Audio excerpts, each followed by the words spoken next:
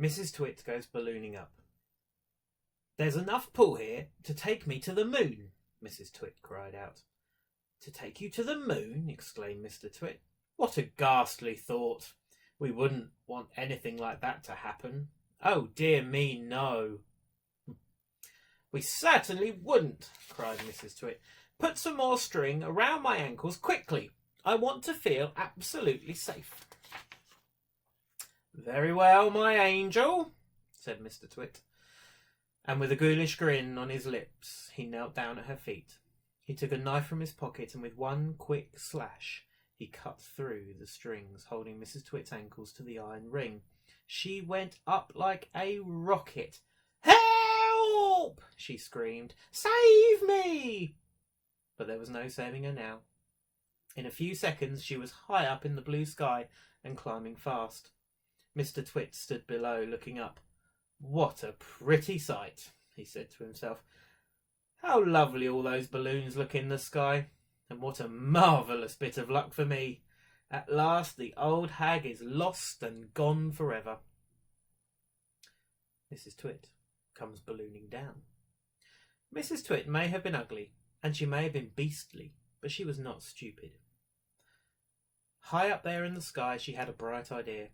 "If I can get rid of some of these balloons," she said to herself, "I'll stop going up and start to come down." She began biting through the strings that held the balloons to her wrists and arms and neck and hair. Each time she bit through a string and let the balloon float away, the upward pull got less and her rate of climb slowed down. When she had bitten through 20 strings, she stopped going up altogether. She stayed still in the air. She bit through one more string. Very, very slowly, she began to float downwards. It was a calm day. There was no wind at all, and because of this, Mrs. Twit had gone absolutely straight up. She now began to come absolutely straight down. As she floated gently down, Mrs. Twit's petticoat billowed out like a parachute, showing her long knickers. It was a grand sight on a glorious day, and thousands of birds came flying in from miles around to stare at the extraordinary old woman in the sky. Mr. Twit gets a horrid shock. Mr. Twit, who thought he'd seen his ugly wife for the last time, was sitting in the garden celebrating with a mug of beer. Silently, Mrs. Twit came floating down. When she was about the height of a house above Mr. Twit, she suddenly called out at the top of her voice, "Here I come, you grisly old grunion! You rotten old turnip! You filthy old frumpet!" Mr. Twit jumped as though he'd been stung by a giant wasp. He dropped his beer, he looked up, he gasped. He gasped again. He gurgled.